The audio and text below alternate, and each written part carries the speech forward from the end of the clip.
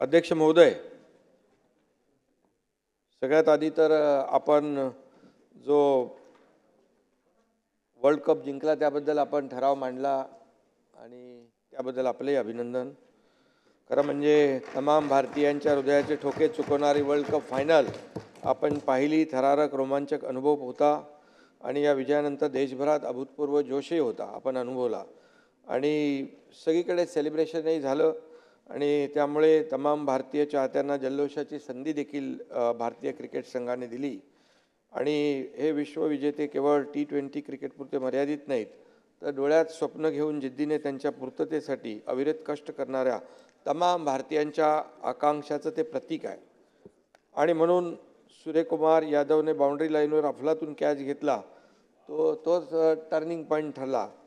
1983च्या world cup final आपण जिंकलो, ती कपिल देव यांनी घेतलेल्या अशाच अफलातून कॅचमुळे।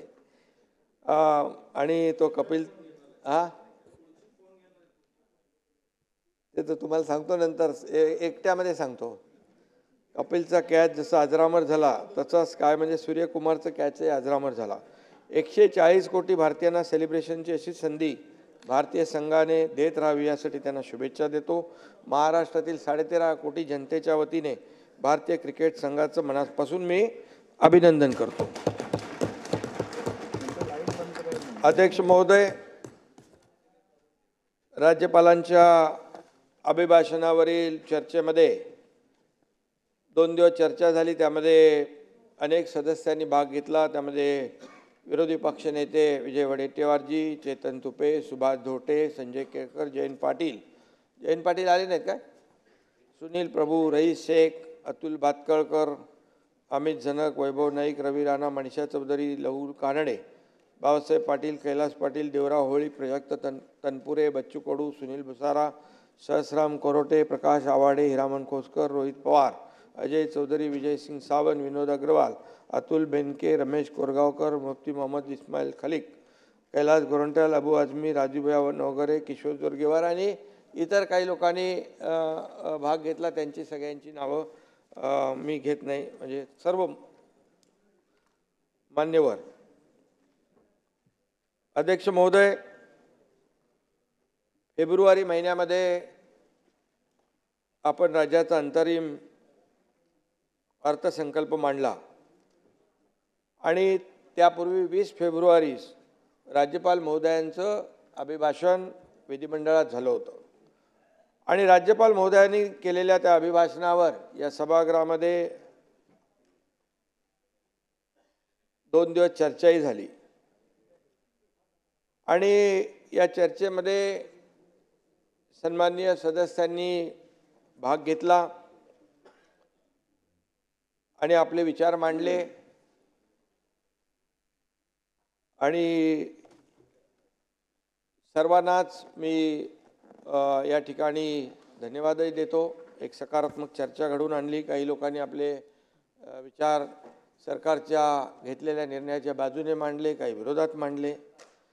आपल्या युती सरकारला 2 वर्ष पूर्ण झाली आहेत आणि सरकार स्थापन झाल्यापासून, म्हणजे ज्या दिवशी सरकार स्थापन झालं त्या दिवसापासून सुरू झालं की सरकार 2 दिवसात पडेल, 1 महिन्यात पडेल, 2 महिन्यात पडेल, असं करून करून सरकार काय पडलं नाही। 2 वर्ष या सरकारला पूर्ण झाली 30 तारखेला आणि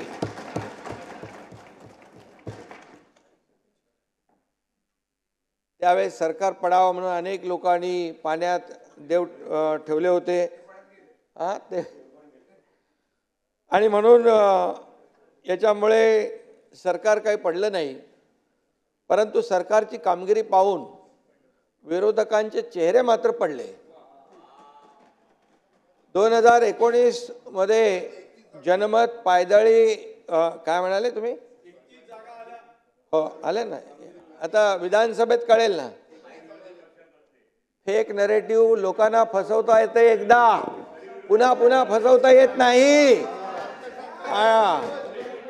आणि जे फसले त्यांना आता चूक कळली आहे। त्यामुळे 2019ला विजय भाऊ जनतेचा जनमत, विजय भाऊ ऐका मी तुमचं खास तुम्ही कुठे गेला म्हणून विचारत होतो शंभूराजला. जनमत अवेरून पायदळी तुडवून महाआघाडीचं सरकार त्यावेळेस आलं. खरं म्हणजे त्यावेळेपासूनच आम्ही त्या बाबतीमध्ये मी जास्त काय बोलत नाही, पण त्या विरोधामध्ये आम्ही अध्यक्ष महोदय उठाव केला आणि त्यामुळे महाराष्ट्रात खऱ्या अर्थाने लोकांच्या मनातलं आणि वैचारिक भूमिकेतून सारखं असलेलं महायुतीचं सरकार आम्ही आणलं. त्या उठावाला देखील 2 वर्ष झाली.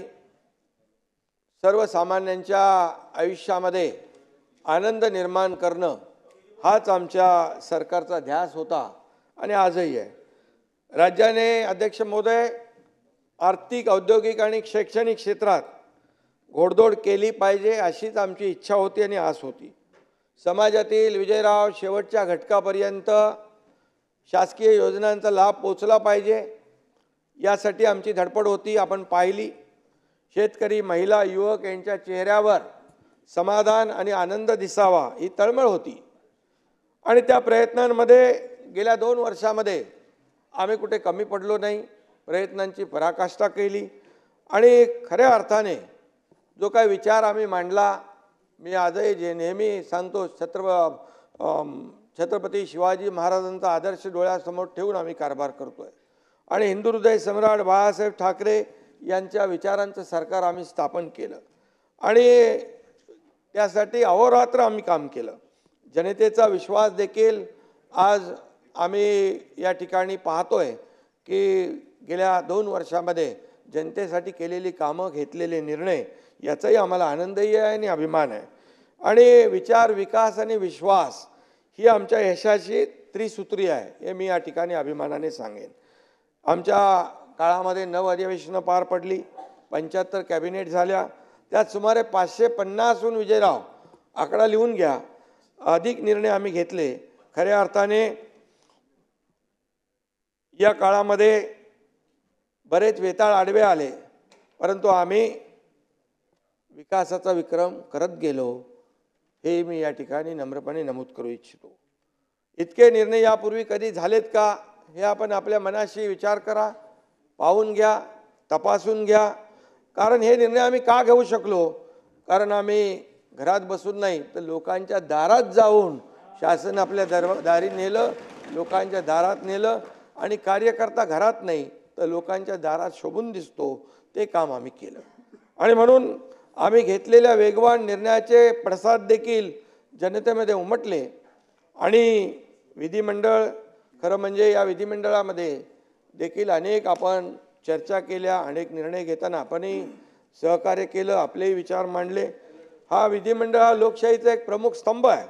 या सभागृहाचा सन्मान ठेवण्याची जबाबदारी आपल्या सगळ्यांची आहे आणि म्हणून विधिमंडळामध्ये सदस्यांना दिलेल्या हक्काच्या आयुधांचा उपयोग तमाम जनतेच्या भल्यासाठी आपण केला पाहिजे आणि या विधिमंडळाचं डेकोरम आहे, पावित्र्य आहे, जे काय आहे ते आपण जपलं पाहिजे अशी भावना आपल्या सगळ्यांची आहे आणि या पावित्र्याचा भंग होणार नाही हे देखील पाहण्याची जबाबदारी आपली आहे.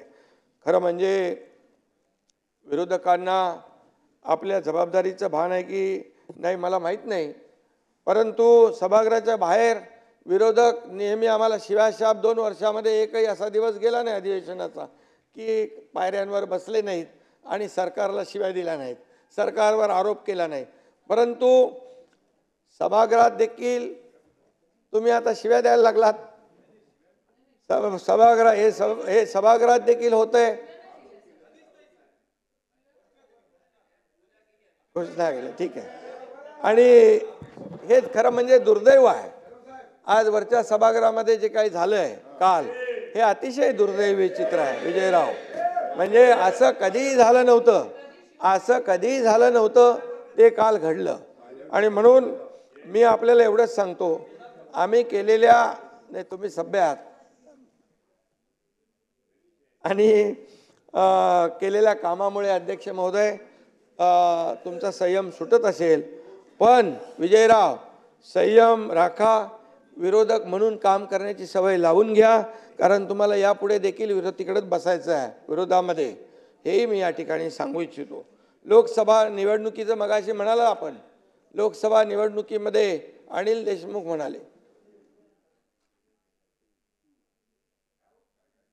म्हणजे लोकसभा निवडणुकीचं तुम्ही म्हणालात ना की फेक नरेटिव्ह या ठिकाणी चालवून तुम्ही मतं तर घेतली, परंतु खोटं बोला पण रेटून बोला हेही आपण केलं. त्याच्यामध्ये ते फेक नरेटिव्ह जे चालवलं ते आम्ही कुठंतरी कमी पडलो, ही वस्तुस्थिती आहे. कारण ती वस्तुस्थिती नव्हतीच तशी, परंतु तुम्ही ती वस्तुस्थिती लोकांच्या मनामध्ये बिंबवण्याचा प्रयत्न केला. परंतु मी तुम्हाला एक सांगतो, तुमच्या फेक नरेटिव्हला आम्ही पॉझिटिव्ह कामाने उत्तर देणार. आणि म्हणून जशी उतरते तशी तुम्ही केलेली दिशाभूलही लवकरच उतरेल आणि लोकांना समजेल आपण काय केलं. त्यामुळे जनता विरोधकांच्या भूल थापांना बळी आता पडणार नाही, एवढं मी या ठिकाणी सांगतो. या ठिकाणी अर्थमंत्री अजितदादा पवार यांनी आमच्या सरकारचा ऐतिहासिक असा क्रांतिकारी अर्थसंकल्प मांडला. माता भगिनींचे आयुष्य उजळून टाकणाऱ्या योजना आणल्या, शेतकऱ्यांसाठी, युवकांसाठी, ज्येष्ठांसाठी योजना आणल्या, वारकऱ्यांसाठी योजना आणल्या आणि इतरही घटकांसाठी, मुलींच्यासाठी आम्ही योजना आणल्या. मुख्यमंत्री माझी लाडकी बहीण योजनेचा GRही आपण काढला आणि या योजनेतील पात्र महिलांना महिन्याला विजयराव 1,500 रुपये, वर्षाला 18,000 रुपये आमचं सरकार देणार आहे. आणि कुणी शंका बाळगण्याचं कारण नाही, जुलै महिन्यापासून या 1 तारखेपासून कालच्या हे काम हा निर्णय झालेला आहे. 46,000 कोटी रुपये या राज्यातल्या माता भगिनींना देण्याचं काम सरकार करणार आहे. त्यामुळे खरं म्हणजे तुम्हाला आनंद व्हायला पाहिजे होता, पण काही जनतेला द्यायचं म्हटलं की विरोधकांच्या पोटामध्ये का दुखतं हे मला अद्याप कळलेलं नाही. चांगल्याला चांगलं म्हणायचं असतं, तसं तुम्ही इकडून तिकडे गेलेला आहात. त्यामुळे बाळासाहेब नेहमी सांगायचं, चांगल्याला चांगलं म्हणा, जिथं चुकत असेल तिथं सूचना करा, परंतु चांगल्याला चांगलं कधी विरोधी पक्षाने म्हटलं असं माझ्या ऐकिवात नाही. परंतु कौतुक करता येत नसेल तर बिनबुडाची टीका तरी आपण टाळली पाहिजे. हे काय बाबा, हां विजय वडेट्टीवारांचं चाललं आहे तुमचं नाव घेतल्यामुळे. त्यामुळे मी आपल्याला एवढं सांगतो, मुख्यमंत्री माझी लाडकी बहीण योजना म्हणजे महायुतीच्या, मी असेन, आमचे दोन्ही उपमुख्यमंत्री, आमचे सर्व सहकारी, या सर्व महायुतीच्या भावंडांकडून माझ्या माता भगिनींना माहेरचा आहेर दिलेला आहे आम्ही, आणि तो आम्ही नियमित देत राहणार, काळजी करू नका. आणि त्याच्यामध्ये एकच सांगेन, काही लोकांना वाटतं 15 दिवसात हे फॉर्म भरा आणि पुढं काय होणार, तर त्याच्यामध्ये मी खुलासा करू इच्छितो. जो आपल्याकडे जुना डेटाबेस आहे त्याची सगळी माहिती घेऊन आपण त्याच्यावरती ज्यांचं आहे, जे BPL खाली आहेत, 2.5 लाखापेक्षा ज्यांचं उत्पन्न कमी आहे, त्यांचा आपण तात्काळ त्यांचा DBT त्यांच्या खात्यात जमा करू. त्यांचा समजा जुलै महिन्याच्या एंडला आलं, ऑगस्ट महिन्यात त्यांची प्रोसेस कंप्लीट झाली तर जुलै आणि ऑगस्टचे 2 महिन्याचे पैसे मिळतील. सप्टेंबरला झालं तर जुलै, ऑगस्ट, सप्टेंबरचे पैसे मिळतील. हे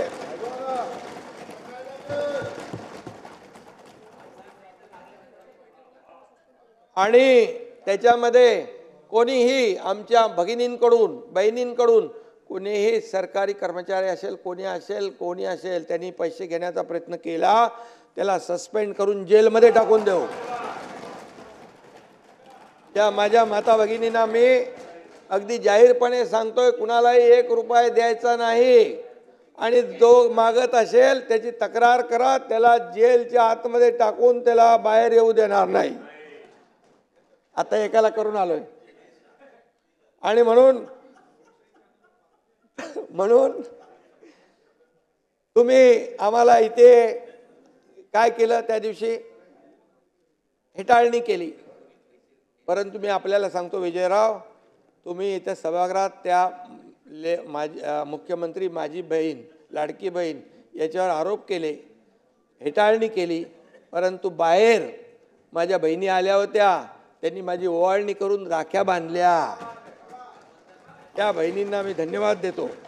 आणि खरं म्हणजे महिलांचा सन्मान करणं ही महाराष्ट्राची संस्कृती आहे ताई, बरोबर ना? आणि त्यामुळे आम्ही जी आर काढला, त्याला टीका सुरू झाली, त्याच्यामध्ये हक्कभंग आणू असं म्हटलं, परंतु ते काय होत नाही. विजयराव, हक्कभंग तुमचा विरोध आहे का याला? विरोध योजनेला आहे का तसं सांगा. आणि म्हणून त्याच्यात आम्ही विजयराव एक आणखी दुरुस्ती केली. 60 ऐवजी आम्ही 65 केलं, 65 वर्ष. आणि जमिनीची अट जी आहे ती पण काढून टाकली.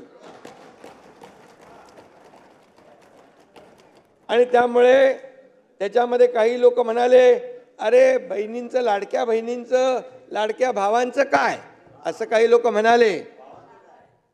ज्यांना सख्खे भाऊ नाही समजले त्यांचं कसं काय व्हायचं?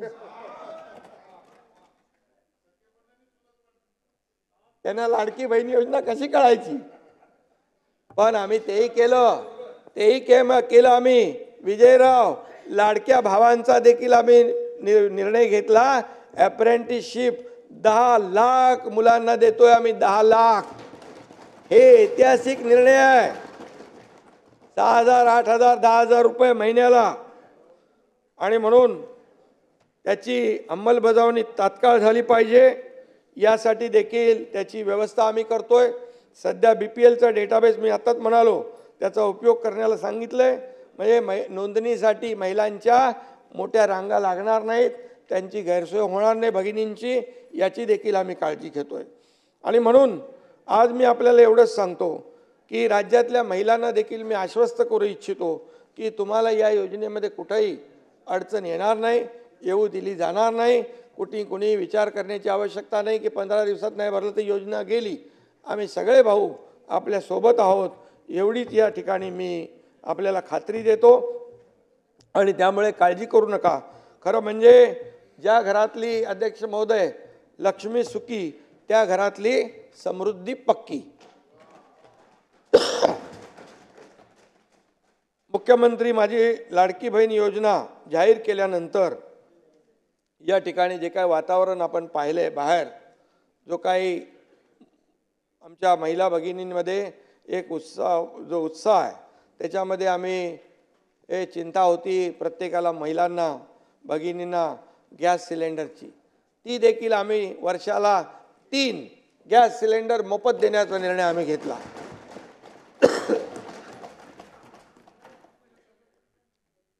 एवढंच मी सांगतो की जी गर्दी आता होती आहे सगळीकडे, आपल्या जिल्हाधिकाऱ्यांना देखील आम्ही आदेश दिलेले आहेत की आमच्या भगिनींना त्रास होऊ नये. या खरं म्हणजे आपण या गर्दीचे आणि आनंदाचे फोटो काढायला पाहिजे. या सभागृहात काही चांगले फोटोग्राफर पण आहेत, त्यांनी एरियल फोटोग्राफी सोडून जमिनीवरचे फोटो देखील काढले पाहिजेत. त्यामुळे गर्दी बघून त्यांचे देखील चेहरे फोटो काढण्यासारखे होतील, अशा प्रकारची गर्दी आणि अशा प्रकारचा आनंद सगळीकडे आहे. आणि म्हणून मुलीच्या जन्मापासून लेक लाडकी योजना विजयभाऊ आम्ही चालू केली. आता मुलींच्या शिक्षणाचा देखील आम्ही चिंता मिटवलेली आहे. घर चालवताना होणारी गृहिणीची ओढाताण जी आहे ती आपण लाडकी बहीण आणि मुख्यमंत्री अन्नपूर्णा योजनेमधून मिटवली. मुलगी शिकली, प्रगती झाली असं आपण म्हणतो, परंतु शिक्षणासाठी पैसे नाहीत असं म्हणून एका मुलीने आत्महत्या केली होती. अध्यक्ष महोदय, मला ही बातमी 12:30-1ला कळल्यानंतर मी रात्री चंद्रकांत दादा असतील 1:45 वाजता मी चंद्रकांत दादांना फोन केला आणि त्यांनी फोन उचलला. त्यांना म्हणालो मी की उच्च शिक्षणासाठी आपण जे अर्धे पैसे देतो, प्रतिपूर्ती करतो, ते आपण पूर्ण शिक्षणाचा जो खर्च त्या मुलींचा उचलला तर त्याच्यावर किती पैसे खर्च होतील याचं जरा हे करा. मग अजितदादांशी ते बोलले आणि त्यानंतर संपूर्णपणे मुलींना उच्च शिक्षण देखील विनामूल्य करण्याचा शासनाने निर्णय घेतलेला आहे. 100% फी आपण त्यांची भरतोय. पंढरपूरचे आता पांडुरंगाची आषाढी वारी आहे, पंढरीची वारी करणाऱ्या दिंड्यांना देखील आपण पहिल्यांदा 20,000 रुपये अनुदान देण्याचा निर्णय, सहाय्य देण्याचा निर्णय घेतला. ऐतिहासिक निर्णय आहे. पण त्या दिवशी काय काही लोक म्हणाले, हे कशाला ते कशाला, पोटात दुखू लागलं. अरे बाबा, कुणाला काय द्यायचं म्हटलं की तुम्ही उलट जे चांगलं आहे त्याला चांगलं म्हटलं पाहिजे.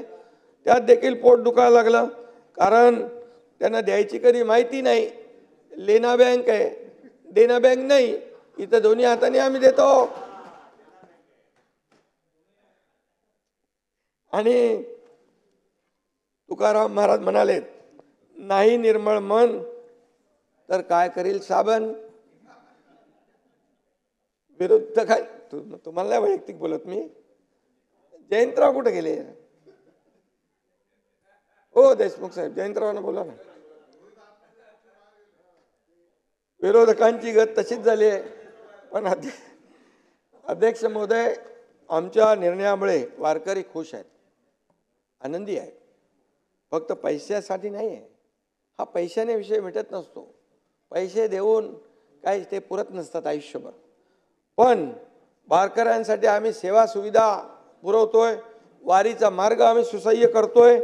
त्या ठिकाणी सगळं जे आहे, पंढरपूरने संपूर्ण जेवढ्या पालख्या जातात त्या पालख्यांना जे जे काही सोयी सुविधा द्यायचं ते देखील सरकार या ठिकाणी देत आहे.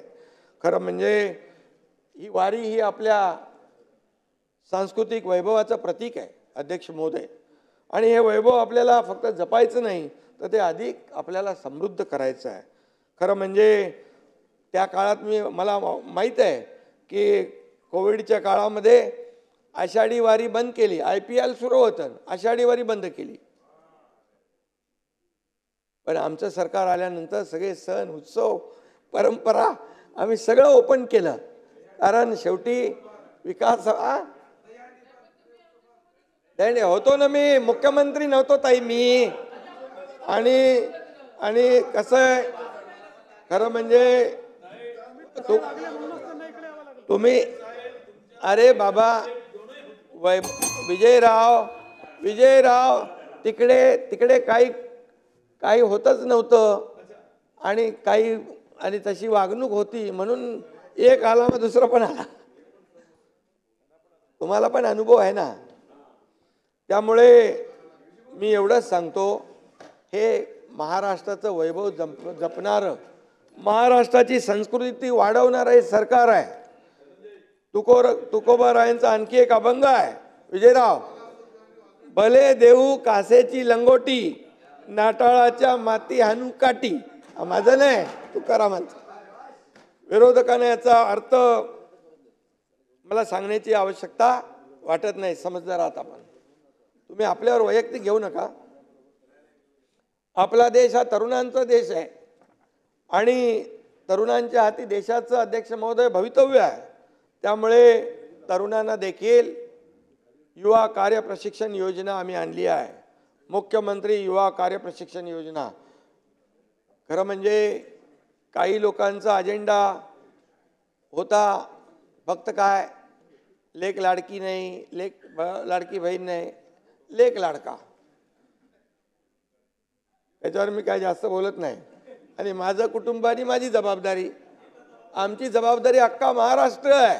महाराष्ट्र आमचं कुटुंब आहे, महाराष्ट्र आमचा परंपरा, आमचा परिवार आहे. त्यामुळे आमची जबाबदारी समजून आम्ही काम करतो. अध्यक्ष महोदय, मला बजेटमधलं काही कळत नाही. बजेट आल्यानंतर मात्र अमीर को और अमीर और गरीब को और गरीब करने वाला बजेट है असं म्हणता येतं. मी नाही तसं म्हणणार.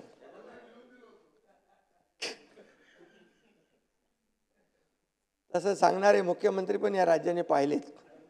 आणि म्हणून आम्ही बजेटमध्ये ज्या योजना जाहीर केल्यात विजयराव, त्यातून सुमारे 1 लाख कोटी रुपयांचा लाभ या राज्यातल्या जनतेला मिळाल्याशिवाय राहणार नाही, हा आमचा उद्देश आहे. राज्याचं बजेट मांडताना घराघरातल्या खर्चाच्या बजेटला आधार देण्याचं काम आमच्या सरकारने केलेलं आहे.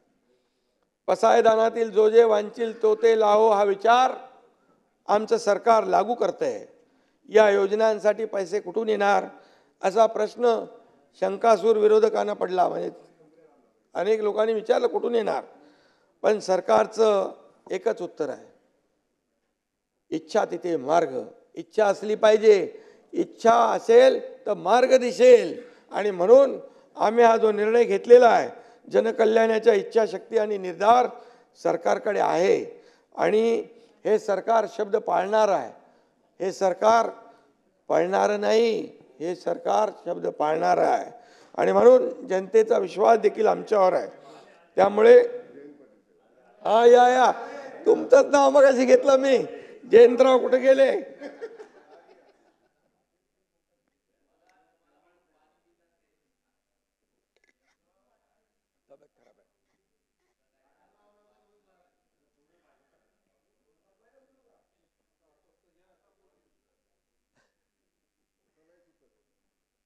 शेतकऱ्यांना वाऱ्यावर सोडले म्हणाले अनेक लोक. शेतकऱ्यांना काय दिलंय? शेतकऱ्यांच्या तोंडाला पानं पुसली म्हणाले. मी आपल्याला एकच सांगतो, महाविकास आघाडीच्या तुलनेमध्ये विरोधी पक्षनेते महायुती शासनाने शेतकऱ्यांसाठी कितीतरी पटीने या ठिकाणी अधिक निर्णय घेतलेत. मागील सरकारच्या काळात कृषी यांत्रिकीकरण, फलोत्पादन, सिंचन, SC ST शेतकऱ्यांचे योजना, पीक विमा यातून मिळून 90,99,000 एवढे 92 शेतकऱ्यांना सुमारे 7,080 कोटी रुपयांचा लाभ बाबा DBT मार्फत मिळाला आहे. तर आमच्या काळामध्ये गेल्या 2 वर्षात 1,77,88,000 शेतकऱ्यांना 11,0392 कोटीचा लाभ मिळालेला आहे. आकडे तपासून घ्या. गेल्या सरकारच्या तुलनेत लाभ घेणाऱ्या शेतकऱ्यांच्या संख्येत 95% वाढ झाली आणि शेतकऱ्यांना दिलेल्या लाभ किंवा अनुदानात सुमारे 61% वाढ झालेली आहे. 61% हे सरकारचं काम आहे. आणि म्हणून कृषी विभाग, पशुसंवर्धन, सहकार, आताच आमच्या दुग्ध विकास मंत्री, महसूल मंत्र्यांनी दुधाचा बद्दल निवेदन केलेलं आहे, 5 रुपये वाढवून देण्याचं. अन्न नागरी पुरवठा अशा विविध विभागाकडून अध्यक्ष महोदय 44,000 कोटीपेक्षा जास्त निधी शेतीसाठी देण्याची प्रक्रिया सुरू आहे. आणि नमो शेतकरी महासन्मान योजना 92,43,000 शेतकऱ्यांना 5,318 कोटी 47 लाख लाभ या ठिकाणी दिलेला आहे. प्रधानमंत्री किसान सन्मान निधीमध्ये 85.66 लाख शेतकऱ्यांना लाभ मिळालेला आहे. 31,000 कोटींपेक्षा जास्त रक्कम 16 हप्त्यात थेट बँकेत जमा सरकारने केलेली आहे. महात्मा ज्योतिराव फुले शेतकरी कर्जमुक्ती योजनेमध्ये जे महाविकास आघाडीने कर्जमाफी केली होती त्यातल्या उरलेल्या 14,33,000 लोकांना पण महायुती सरकारने पैसे दिले. आणि प्रोत्साहनपर रक्कम जे कर्जफेड नियमित करत होते त्यांना 50,000 रुपयापर्यंत जो निर्णय घेतला होता महाविकास आघाडीने, त्यातला एकही रुपया दिला नव्हता. ते सर्व पैसे देण्याचं काम महायुती सरकारने केलेलं आहे आणि ते 5,190 कोटी रुपये. हे आकडे लिहून घ्या, तपासून घ्या. गेल्या सरकारच्या काळात उर्वरित शेतकऱ्यांना जो काही लाभ दिला मी सांगितलं. पीक कर्ज मंजूर करताना सिबिलचा वापर करून कर्जापासून वंचित ठेवण्यात येऊ नये असे आदेश आम्ही दिलेत. अनिलराव ऐका. आणि प्रसंगी संबंधित बँकांवर FIR नोंदवून कार्यवाही करण्याचा देखील निर्णय सरकारने घेतलेला आहे. महाराष्ट्र दुष्काळमुक्त करण्यासाठी नदी जोड प्रकल्पांना वेग देणं. नदी जोड दमणगंगा पिंजाळ यासाठी 5 ते 8 कोटी. कोकण गोदावरी खोरे 6,665 कोटी. कोकण तापी खोरे 6,277 कोटी. वैनगंगा नळगंगा याचं देखील आपण मोठं काम करतोय आणि त्यासाठी देखील ही योजना सरकार राबवणार आहे. आणि तापी महाकाय पुनर्भरण 19,243 कोटी. अशा योजना अध्यक्ष महोदय आपलं सरकार राबवत आहे। आणि म्हणून यामध्ये वैनगंगा नळगंगा नदीजोड प्रकल्प नागपूर, वर्धा, अमरावती, यवतमाळ, अकोला, बुलढाणा या जिल्ह्यातल्या 3,71,277 हेक्टर क्षेत्रास याचा सिंचनाचा लाभ होणार आहे। मी एवढं सांगण्याचं कारण काही लोकांनी असे प्रश्न विचारलेले आहेत। मराठवाड्यात 11 जलसंपदा प्रकल्पांना मान्यता दिली आहे।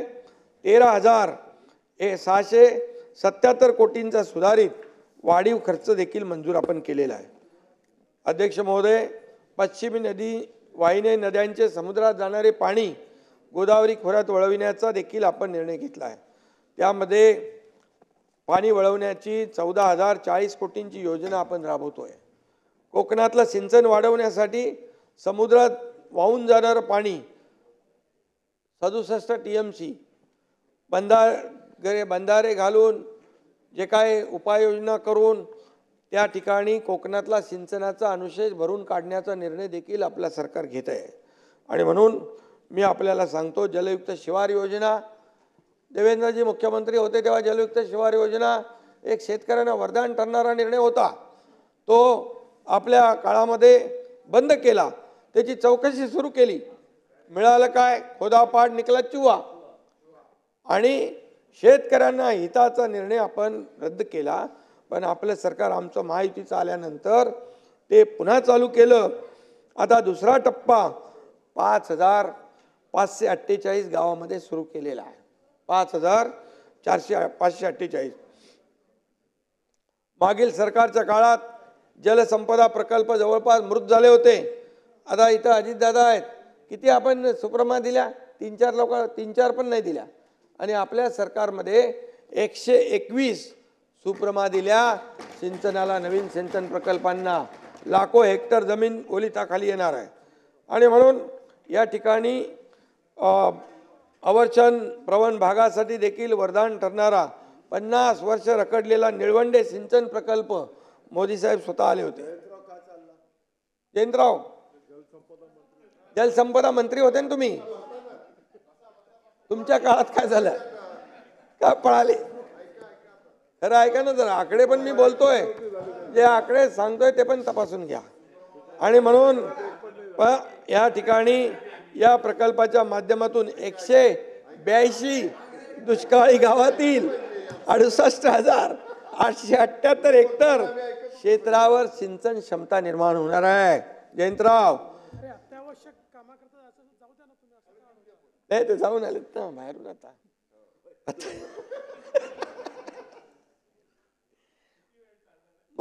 5 मिनिटं मराठवाडा लवकर तुमच्यासाठी लवकर संपवतो। मराठवाडा वॉटर ग्रीड सर्व 8 जिल्ह्यातील 1250 गावांना जल जीवन मिशन मध्ये घेतलाय जयंतराव। आणि 29,000 कोटींच्या कामांना आपण तत्वतः मान्यता दिलेली आहे। आणि केंद्रीय तपास पथकाने देखील त्याची तपासणी केलेली आहे। आणि म्हणून हे जे काही पाणी वाया जाणारं पाणी पुन्हा या ठिकाणी ज्या दुष्काळी भागात वळवण्याचं काम आपले सरकार करेल। राज्याची प्रगती सुरू आहे, आर्थिक स्थिती देखील भक्कम होती आहे। आर्थिक पाहणी अहवाल जो आहे त्याच्यामध्ये विरोधकांनी टीका सुरू केली होती, परंतु दरडोई उत्पन्नात महाराष्ट्र 6व्या स्थानावर गेला अशी टीका केली। परंतु बाबाला माहित आहे, महाराष्ट्र गेले 8-9 वर्षापासून तिथंच आहे। आणि दुसरी गोष्ट, जयंतराव अर्थमंत्री होते तेव्हा काय होतं? तेव्हा पण तिथेच होतो आपण, कुठे भरतो होती? नाही, अरे मला वाटलं तुम्ही तरी खरं बोलाल, पण तुम्ही पण त्या नव्या मित्राच्या संगतीत राहून गुण नाही बनवायला लागला तुम्हाला। आणि अन्य राज्याची लोकसंख्या कमी असल्याने त्यांचं दरडोई उत्पन्न जास्त दिसतं। पण जयंतराव, दरडोई उत्पन्न मोजण्याचं सूत्र तुम्हाला माहिती आहे, मला सांगण्याची आवश्यकता नाही।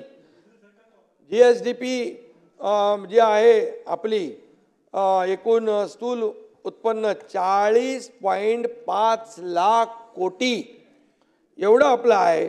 आणि या देशातलं एकूण उत्पन्नात महाराष्ट्राचा वाटा 14% आहे आणि तामिळनाडूचा किती आहे? 8.7%। त्यामुळे आपण ते तपासून घ्या आणि त्या बाबतीमध्ये देवेंद्रजींनी आणि अजितदादांनी पण त्या दिवशी खुलासा केलेला आहे। FDIमध्ये महाराष्ट्र पहिल्या नंबरवर आहे आणि महाविकास आघाडीच्या काळात 3ऱ्या नंबरला गेला होता आणि जसं आपलं सरकार आलं महायुतीचं पुन्हा पहिल्या नंबरवर आपण आलो FDIमध्ये। आणि उद्योग आणि सेवा क्षेत्रात देखील महाराष्ट्राचा नंबर पहिला आहे। विदेशी पर्यटक देखील महाराष्ट्राला पहिली पसंती देतात आणि म्हणून जो काही मगाशी म्हटलं मी तो ग्रॉस स्टेट डोमेस्टिक प्रॉडक्ट जो आहे स्थूल उत्पन्न 40,50,000 आहे। अध्यक्ष महोदय, मी आता ते खोटं नॅरेटिव्हचं परत बोलत नाही आणि ते एकदा पचलं आता पुन्हा नाही पचणार। रोज उठून एकच बोंब तुम्ही नेहमी करता, उद्योग पळाले उद्योग पळाले। इथं उद्योग मंत्री आहेत, त्यांनी तुम्ही काहीतरी काढणार आहे ना, ते काढली श्वेतपत्रिका काढली, तुम्हाला श्वेतपत्रिका पाहिजे होती, ती श्वेतपत्रिका वाचून घ्या। आणि म्हणून कुणाच्या काळात किती उद्योग आले बाबा आणि कुणाच्या काळात किती गुंतवणूक आली हे मी चॅलेंजने सांगतो, किती रोजगार मिळाले हे पण तपासून घ्या आणि तुम्ही खोटं बोलणार नाही याचा विश्वास आहे मला। आणि म्हणून 2.5 वर्षाच्या काळात उद्योग विषय राज्य मंत्रिमंडळाच्या उपसमितीमध्ये किती बैठका झाल्या हे पण सांगा, अगोदर ते पण सांगा। आणि या बैठका न झाल्याने अगोदरच्या 2.5 वर्षात किती मोठे उद्योग येऊ शकले नाही हे देखील जनतेला कळू द्या। आणि म्हणून दूध का दूध पाणी का पाणी होऊन जाऊ द्या हे देखील मी या ठिकाणी सांगतो। बल्क ड्रग पार्कच्या बाबतीमध्ये बोले गेले पळाले तर आपण केंद्रासाठी न थांबता राज्य स्वतः निधीची तरतूद करून तो पार्क करते आहे आणि यासाठी भूसंपादन वगैरे कारवाई सुरू झालेली आहे। टाटा एअर बस बाबत काही जागा मागणारा कोणताही पत्रव्यवहार आपल्याकडे झालेला नाही, त्यामुळे हे असे हवेत विमानं उडवणं बंद करा आणि त्याचे खुलासा तुम्ही लगेच तातडीने करत जा उद्योग मंत्री म्हणून। सॅफ्रॉनचा प्रकल्प तेलंगणामध्ये गेला अशी अफवा विरोधक जोरात पसरवत होते, पण खरं म्हणजे कुठलाच पत्रव्यवहार केंद्रीय संरक्षण विभागाचा झालेला नाही आणि कुठल्याही याच्यामध्ये त्यांनी हैदराबादच्या बरोबर काही चर्चा केली असेल, पण आपला काय हैदराबादमध्ये सुरू होता, त्याला महाराष्ट्राचा संबंध लगेच त्याला जोडायचा। जयंतराव काय चाललंय हे? आणि म्हणून त्यांना पटत नाही, पण ते पटत नसलं तरी बोलायला लागतं।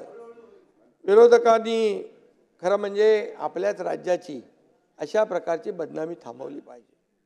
शेवटी आपण सत्ता पक्ष काय विरोधी पक्ष काय हे आपण मिळून सगळं सरकार चालवत असतो, परंतु आपल्याच राज्याची बदनामी करायची हे मात्र मला वाटतं योग्य नाही। आणि म्हणून मी आपल्याला आवाहन करतो, जे खरं आहे ते खरं आहे, चांगलं आहे त्याला चांगलं म्हणा, कुठं सरकार चुकत असेल सूचना करा, बिलकुल आम्ही ऐकायला तयार आहे। आणि म्हणून आपल्या सामूहिक प्रोत्साहन योजनेमुळे 243 मोठे अतिविशाल तसेच उच्च तंत्रज्ञानावर आधारित मोठे उद्योग याची 2,08,000 कोटींची गुंतवणूक होती आहे आणि त्यातून सुमारे 2 लाख रोजगार निर्माण होणार आहेत। आणि हे युती सरकारच्या काळात पहिल्या वर्षी 1,18,000 आणि दुसऱ्या वर्षी 1,25,000 कोटीची गुंतवणूक राज्यामध्ये झाली आहे।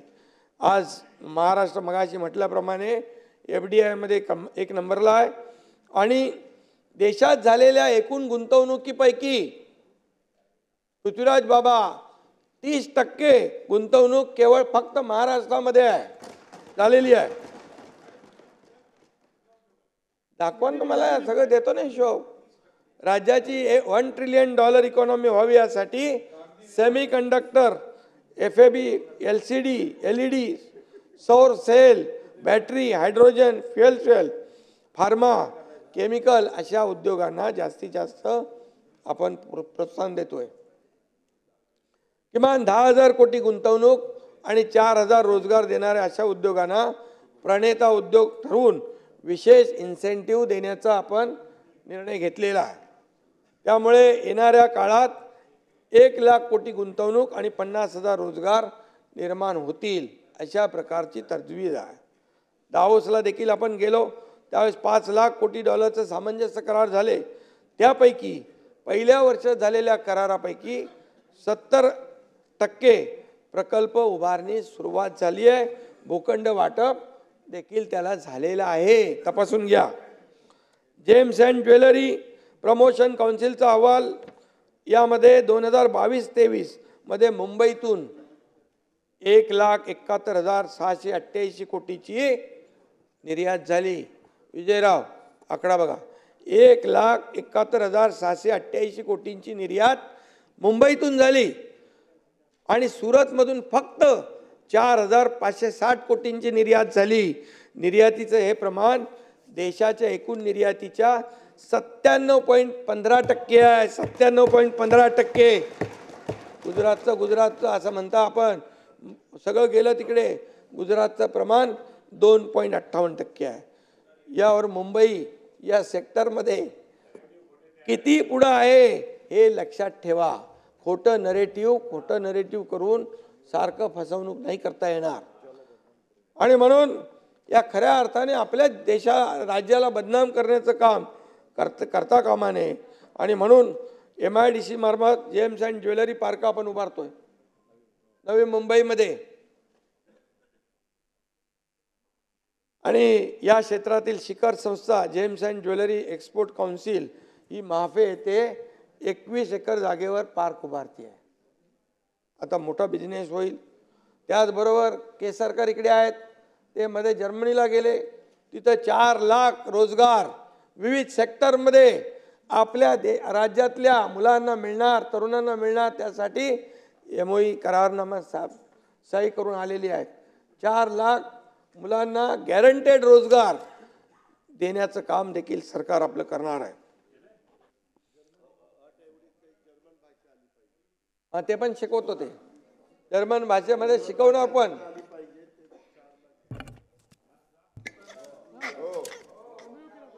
MOU केला म्हणून तुम्ही किती काही केलं तरी सुद्धा तुम्हाला सगळ्यांना, सगळ्या इंडिया अलायन्सला पुरून उरणारा एक माणूस आहे, त्याचं नाव मोदी आहे.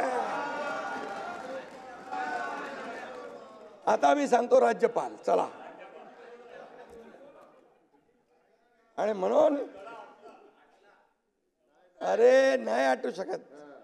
अरे एकनाथ शिंदे ये कार्यकर्ता आहे, कार्यकर्ता. तू पण गेला, बिघडला वाटतं. MTHL विकास, MTHL अटल सेतू. अरे अटल सेतूवर कधी गेले तुम्ही? कधी जाऊन या. हे स्वप्न कुणी दाखवलं होतं? पंडित जवाहरलाल नेहरू यांनी.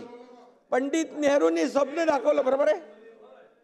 किती वर्ष काँग्रेसचं सरकार आलं, किती वर्ष काँग्रेसची सत्ता होती, पण ते पुरं करू शकले नाही. ते काम आम्ही पटापट सुरू केलं.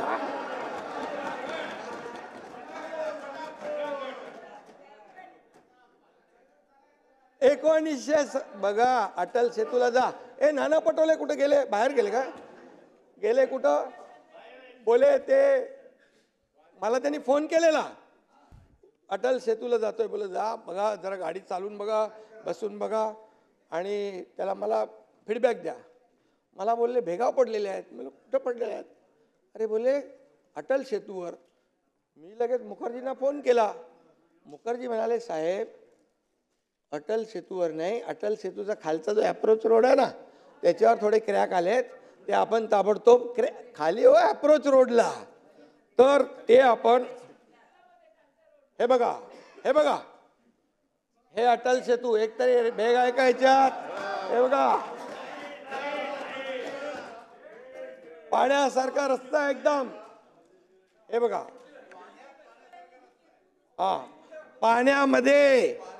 पाण्यासारखा रस्ता आम्ही बांधलाय.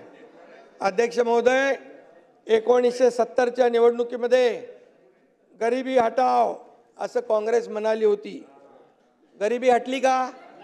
गरीब हटला. पण मोदीजींनी पटापट पटापट 25 कोटी लोकांना गरिबीच्या बाहेर काढलं की नाही? 25 कोटी BPLच्या बाहेर आले. खटाखट जाऊ दे, आता पटापट घ्या.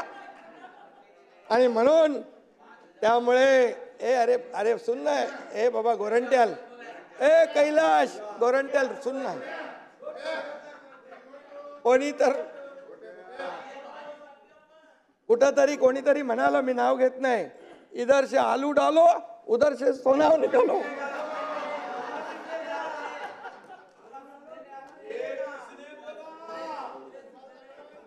जाने दो, नाम नहीं लेते मैं. विजयराव, तुम्हाला मी सांगतो, विरोधी पक्ष नेते नाव विचारलं आणि त्यांनी घेतलं तर मग मी का रेकॉर्ड न काढू शकणार नाही.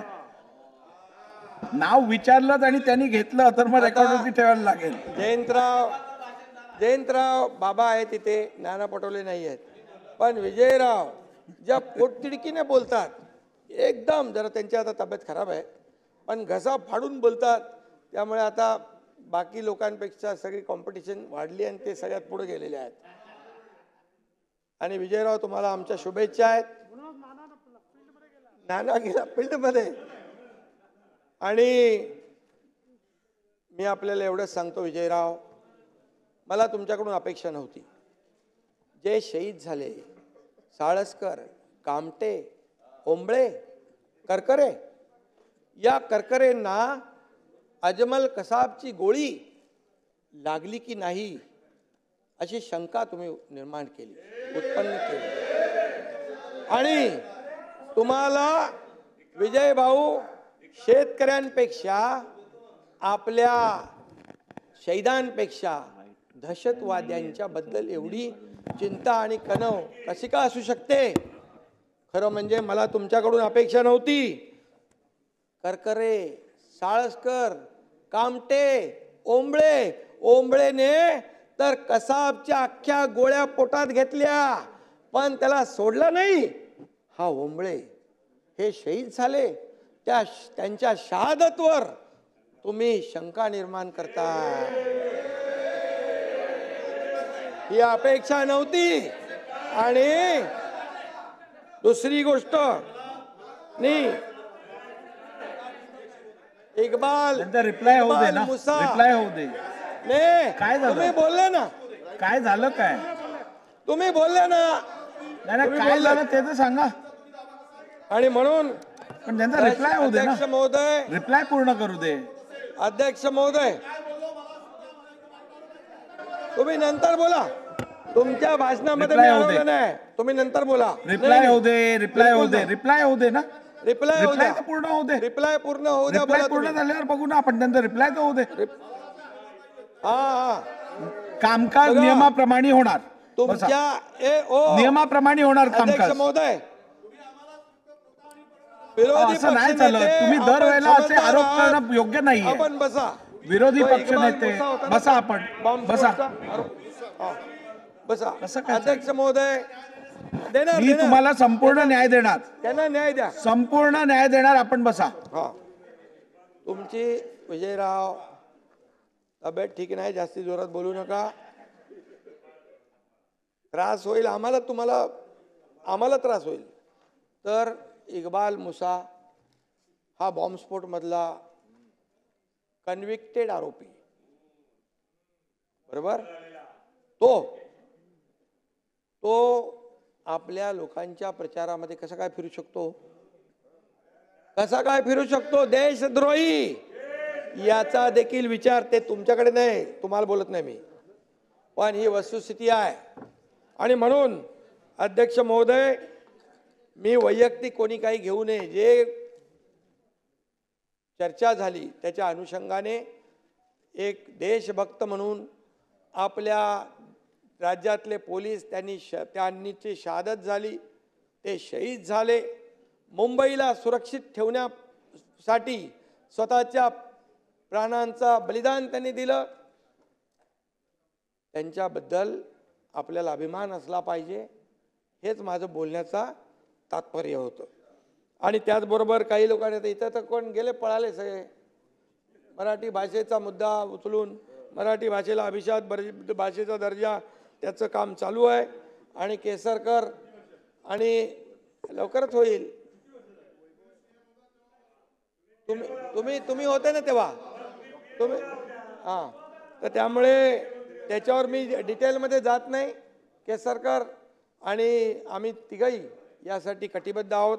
लवकर ते आम्ही करू.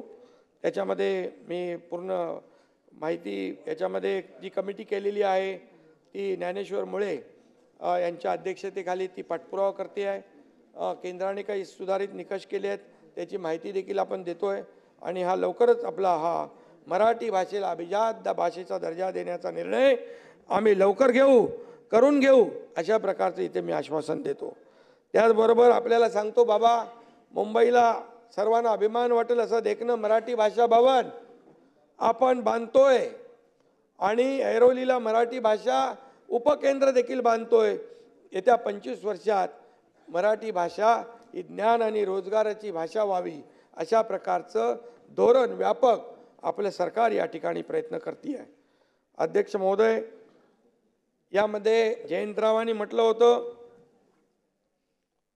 छत्रपती शिवाजी महाराजांची वाघनखं जी आहेत ती कधी आणणार.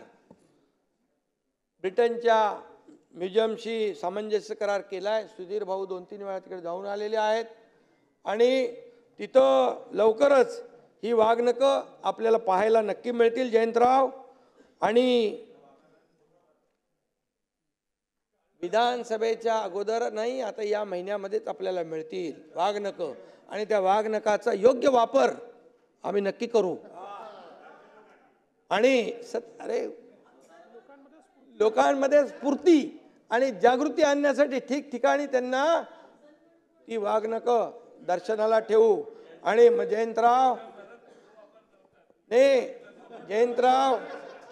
जयंतराव अजून तुम्ही तिकडे नकली वाघांबरोबर आहात, ते थोडं असली वाघांबरोबर या.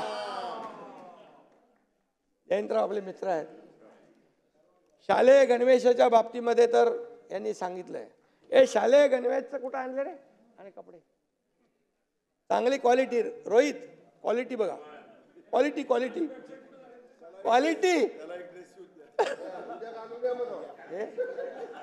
हे बघा, हे जुनं आहे, नवीन दाखव रे.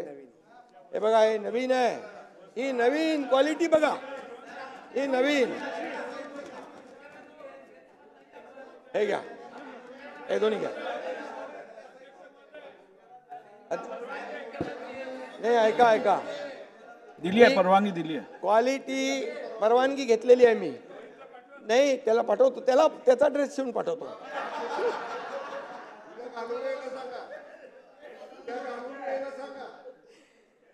आणि त्या बाबतीमध्ये मी काय बोलत नाही. तुम्ही मंत्री सक्षम आहेत आणि आपल्याला लहान मुलं त्यांचा गणवेश, त्यांचं शालेय पोषण आहार यामध्ये अतिशय कधी तडजोड करायची नाही. बिलकुल त्याच्यामध्ये कोणी कॉम्प्रोमाइज करत असेल त्याला डायरेक्ट त्याच्यावर कठोर कारवाई करा, कारण हे पुण्याचं काम आहे. जो ह्याच्यामध्ये दिरंगाई करेल, जो ह्याच्यामध्ये भ्रष्टाचार करेल त्याला डायरेक्ट त्याचं काम म्हणजे त्याच्यावर कारवाई करा. आणि त्यांनी सांगितलंय कधीपर्यंत सगळे गणवेश मिळणार आहेत ते, त्यामुळे मी त्याच्यामध्ये काही जात नाही. मला वाटतं अनेक लोकांनी काही प्रश्न शिक्षणाच्या बाबतीत विचारले, त्याच्या बाबतीमध्ये त्यांनी डिटेल हे दिलेलं आहे. अंगणवाडीच्या बाबतीमध्ये देखील काही प्रश्न विचारले, त्या बाबतीमध्ये देखील कारवाई सुरू आहे. महाराष्ट्र कर्नाटक सीमा प्रश्न विचारणारे नाही आहे तिथे, तरीसुद्धा मी आपल्याला सांगतो महाराष्ट्र कर्नाटक सीमा प्रश्न सोडवण्यासाठी महायुती सरकारने ठोस अध्यक्ष महोदय पाऊल उचललेला आहे. सर्वोच्च न्यायालयात राज्याची बाजू मांडण्यासाठी सिनियर काउन्सिलची फौज आपण उभी केलेली आहे. 2022मध्ये विधिमंडळ अधिवेशनात सीमावासियांच्या पाठीशी संपूर्ण महाराष्ट्र खंबीरपणे उभा आहे असं आपण सर्व सभागृहाने एकमताने ठराव देखील करून आपण पाठवला आहे. 14 डिसेंबर 2022 रोजी केंद्रीय गृहमंत्री अमित शाह साहेबांनी एक बैठक लावली होती.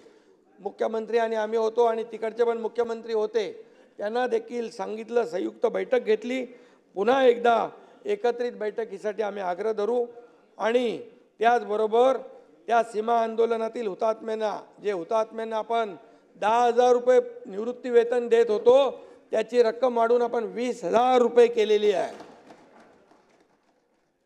आणि सेवा भरतीसाठी अटीची पूर्तता करून सीमा भागातील मराठी लोकांना देखील आपण दिलासा दिलेला आहे. भारतीय प्रशासकीय सेवेच्या पूर्व प्रशिक्षण केंद्रात आणि मेडिकल कॉलेजमध्ये सीमा भागातील तरुणांसाठी जागा राखीव आपण अध्यक्ष महोदय ठेवल्यात. महात्मा फुले जन आरोग्य योजना ती आता विजयराव 1.5 लाख होती, ती कालपासून आपण 5 लाख रुपये केलेली आहे. त्याच्यातल्या सगळ्या अटी शर्ती काढून टाकल्या. 12.5 कोटी जनतेला ती पूर्ण योजनेचा लाभ मिळणार आहे. आणि सीमा भागातल्या 865 गावांसाठी देखील ती आपण लागू केलेली आहे, हे देखील मी या ठिकाणी सांगतो. तिथल्या पत्रकारांना आधी स्वीकृती पत्र देण्यात येतं. मुख्यमंत्री धर्मादाय निधी देखील त्या ठिकाणी देण्याचा निर्णय आपण घेतला. तिकडच्या शैक्षणिक सार्वजनिक संस्था आहेत त्यांना. आणि मुख्यमंत्री आपला जो निधी आहे, मुख्यमंत्री सहाय्य निधी, यामधून देखील अशा काही केसेस येतात, त्यांना देखील आपण सीमावासियांना त्या ठिकाणी आपण मदत करतो. अध्यक्ष महोदय, बाकी गोसी खुर्द रवी राणा त्याला तुला मी लेखी देतो, चालेल ना? गोसी खुर्द आणि तिकडचं सगळं विचारलेलं, तर त्याचं आपण 2026 पर्यंत गोसी खुर्दचं काम पूर्ण करणार आहोत. मी डिटेलमध्ये त्याच्यामध्ये जात नाही. आणि सर्व लोकांना पाणी मिळेल यासाठी आपला प्रयत्न असणार आहे. त्याचबरोबर नागपूर ते गोंदिया, नागपूर, चंद्रपूर, भंडारा, गडचिरोली ॲक्सेस कंट्रोल रस्ता जो आहे तो आपण पुढे नेतोय.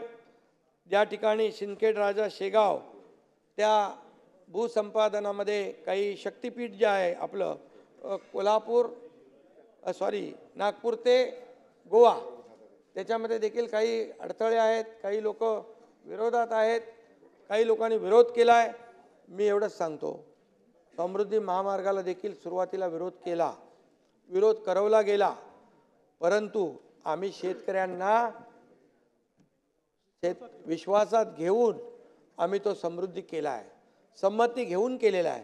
याला जर ज्या शेतकऱ्यांना देखील विश्वासात घेऊनच करणार, ज्यांचा विरोध असेल तर आम्ही प्रकल्प जोर जबरदस्तीने पुढे नेणार नाही. समजलं की नाही? त्यामुळे मी आपल्याला त्याच्यामध्ये जास्त डिटेलमध्ये जात नाही. ग्रामीण भागातल्या रस्त्यांची काही प्रश्न काही लोकांनी मांडले होते, त्यामध्ये देखील प्रधानमंत्री ग्राम सडकमध्ये 5,733 किलोमीटर लांबीचे रस्ते, त्यापैकी 2,303 कामं किलोमीटरची झाली आहेत. मुंबई मुख्यमंत्री ग्राम सडक योजनेच्या पहिल्या टप्प्यात आपण अध्यक्ष महोदय 28,000 कोटीचे रस्ते आतापर्यंत पूर्ण केलेत. दुसऱ्या टप्प्यात 10,000 किलोमीटरच्या रस्त्यांची 2 वर्षात दर्जोन्नती केली जाईल. या वर्षासाठी 3,643 कोटी तरतूद केलेली आहे.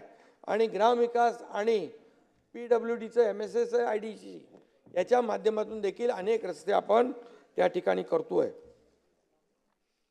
एक बच्चू भाऊंनी एक विषय केला होता, दिव्यांग खेळाडूंना इतर जे खेळाडू आहेत त्याच्याप्रमाणे गोल्ड मेडल मिळाल्यानंतर 1 कोटी रुपयाचं बक्षीस मिळालं पाहिजे, बरोबर ना?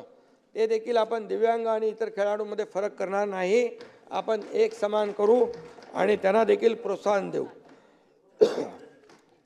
अध्यक्ष महोदय,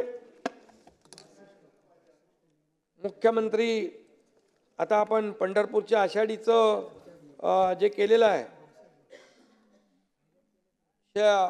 आपलं पंढरपूरला देखील जवळपास आपण 83 कोटी रुपये मंजूर केलेत, म्हणजे मंदिराचं जे काही रिस्टोरेशन आहे त्यासाठी. आणि आपण एक मोठा विकास आराखडा पंढरपूरच्या विकासाचा तयार करतोय आणि पंढरपूरचा पूर्णपणे त्या क्षेत्राचा वारकऱ्यांची मागणी आहे की अतिशय चांगला विकास झाला पाहिजे आणि त्या पद्धतीने देखील सरकार प्रयत्न या ठिकाणी करतोय. आणि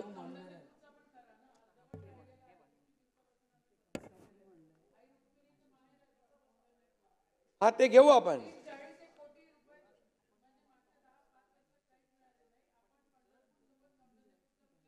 पंढरपूरचा पण आपण मोठा करतोय ते ताई आपण विचार करू. तुम्ही मला माहिती द्या. नाही नक्की करू आपण. रिप्लाय होऊ दे ना. नाही त्याचा विचार आपण नक्की करू ताई. यशोमती ताई, बजेटवरती आपण नाही बजेटच्या चर्चेत बोला ना.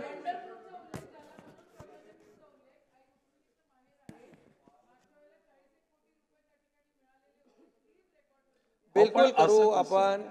आई रुक्मिणी पंढरपूरच्या बरोबर ते पण कौंडण्यपूर या बाबतीत देखील मी माहिती घेतो आणि आपल्याला तिथं काय करायचं ते नक्की करू. त्याच्यामध्ये आपण त्याचा समावेश करू. आणि म्हणून मी आपल्याला एवढंच सांगतो की यामध्ये हे जे अर्थसंकल्प आहे तो सर्वसमावेशक आहे, सर्वांसाठी आहे, ज्येष्ठांसाठी आहे. त्याचबरोबर मुख्यमंत्री तीर्थदर्शन योजना पण आपण सुरू केलेली आहे. ज्या नागरिकांना आर्थिकदृष्ट्या यात्रा करणं परवडत नाही त्यासाठी त्यांचं तीर्थक्षेत्र दर्शन घडवून आणण्याचं देखील आपण या ठिकाणी काम करतोय. आणि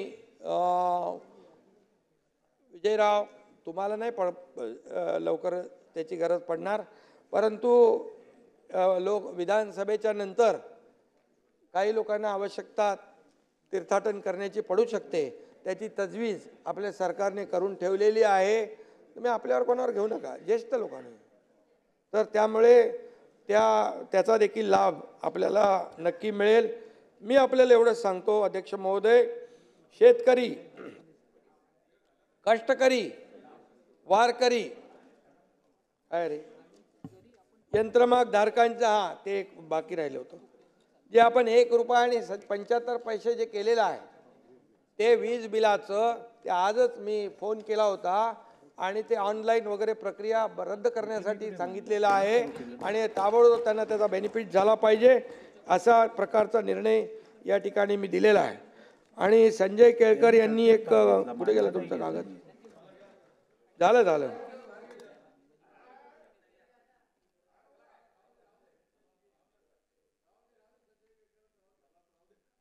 नाही आहे. वारकरी महामंडळ झाला ना रे, घोषणा झाली. वारकरी महामंडळाची पण घोषणा झालेली आहे. यामध्ये जसं आपण रिक्षा टॅक्सी महामंडळ जाहीर केलं त्या धर्तीवर वृत्तपत्र विक्रेता कल्याणकारी मंडळ, कारण ते देखील आपले सगळे असंघटित आहेत, ते देखील गेल्या 4 वर्षापासून मागणी आपण करताय, ते देखील आपण जाहीर करू, त्यांनाही न्याय देऊ. आणि वारकरी धारकरी सगळे आले. आणि म्हणून हे सरकार, मी आपल्या सगळ्यांना सांगू इच्छितो की काही रेफरन्सेस मी जरूर दिलेत, परंतु कुठेही असं कुणावर हेतवारोप करणे, कुणाला खाली बघणे, खाली पाडणे किंवा काय कोणाला मानहानी करणे असा कुठलाही माझा हेतू बिलकुल नसतो आणि नाही आहे. त्यामुळे काही विषय आपण स्वतःवर लावून घेऊ नका. शेवटी आपण सत्ता पक्ष आणि विरोधी पक्ष ही रथाची 2 चाकं आहेत. तुमचं देखील बाहेर सगळे लोक ऐकतात, काय काय सभागृहामध्ये आपण राज्याच्या हितासाठी, शेतकऱ्यांच्या हितासाठी आपण बोललं पाहिजे. आणि मी नेहमी कुठेही गेलो, परवा देऊला गेलो, आळंदीला गेलो, मला पत्रकारांनी विचारलं काय मागणं केलं, मी बोललो काय मागणं, त्याला सगळं माहीत आहे पांडुरंगाला, फक्त एवढंच आहे, बळीराजावरचं संकट दूर कर, बळीराजाच्या आयुष्यामध्ये चांगले दिवस येऊ दे, सुखाचे, समाधानाचे, आणि या राज्यातल्या जनतेला देखील सुख, समाधान, आनंद मिळू दे. त्यामध्ये शेतकरी, कष्टकरी, वारकरी, कामगार, महिला भगिनी, युवा सगळे आले. आणि म्हणून मी पुन्हा एकदा सांगतो, शेतकरी, कष्टकरी, वारकरी, बहीण, लेक आणि युवा हाच आमच्या विकासाचा पॅटर्न नवा. एवढं बोलतो आणि मी सगळ्यांना मनापासून धन्यवाद देतो. आता अशी पंढरपूरची वारी आहे आणि सगळे वारकरी आपले त्या ह्याच्यामध्ये तल्लीन झालेले आहेत. आणि म्हणून मी विठू माऊलीच्या चरणी प्रार्थना करतो की आपल्याला सगळ्यांनाच या राज्यातल्या जनतेला सुख समृद्धी सगळ्यांना हो आणि विरोधकांना देखील सद्बुद्धी देवो, खंड पण देणार आणि आपली देखील भरभराट हो, काही प्रॉब्लेम नाही. आणि म्हणून अध्यक्ष महोदय धन्यवाद. बोला पुंडलिक वरदे हरी विठ्ठल हे ज्ञानदेव तुकाराम पंढरीनाथ महाराज की जय की जय.